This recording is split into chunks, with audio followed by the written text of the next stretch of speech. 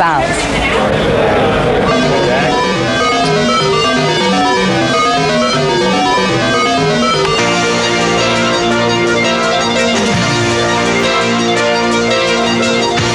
Wow, we have come a long way from Pong games and Pac-Man. Have you seen what the computer can do lately? Synthetic imagery, computer-generated graphics, computer animation, whatever you call it, it's a $10 billion a year industry that's affecting almost every aspect of our lives. Business, government, science, medicine, and of course the arts. Some say it's the second industrial revolution that's moving so fast, it's hard to say what in the world it's all coming to.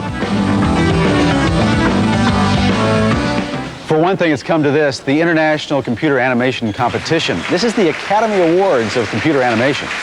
Accepting the award is Margot Taylor of Evans and Sutherland. Margot Taylor won for her work in flight simulation.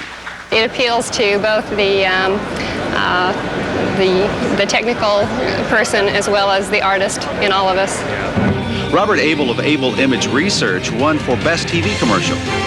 Well, I think the key to all of this is that part of us are artists, but the most important thing that we do is we really see ourselves as pioneers on the forefront of a new era of communications. Other award winners were companies with names like Cranston and Surrey, famous for their famous TV graphics.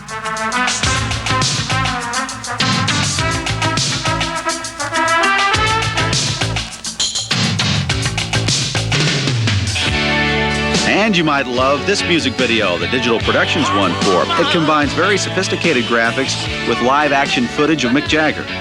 She's a hard woman to please. I thought about letting her know. She's a hard woman to leave. Well, Mick may think she's hard, but the animators like her lifelike softness compared to the more blocky computer figures of the past.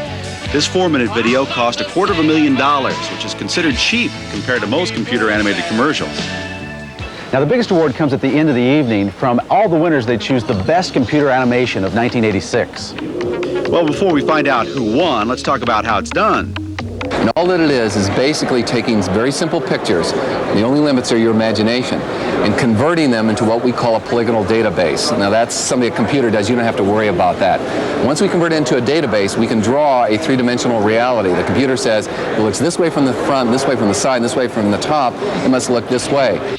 So the artist, instead of using a pencil or a brush, punches artistic information into a computer to add color to shapes, or add light sources. He can add highlights and reflections, put the whole thing in a setting, then make it move. What this is doing is what we call making the invisible visible. It is what we believe the literacy of the 21st century, where man will communicate by symbols and pictures and less by the spoken word. Basically, you're benefiting from it right now.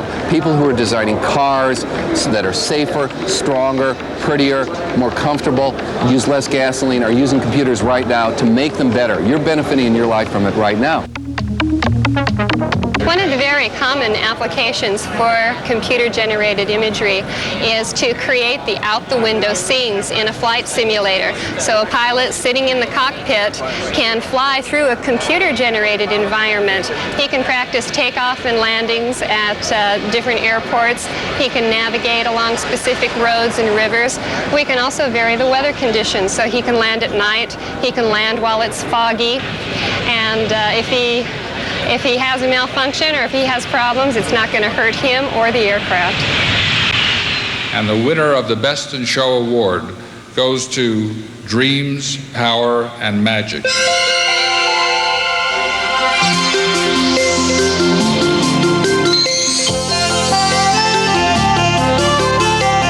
Accepting the award is Robert Abel and Kenny Berman of Abel Image Research. You can see the world in preview. You can give wings to your imagination. So they are and will become the basic tools, I think, of the 21st century.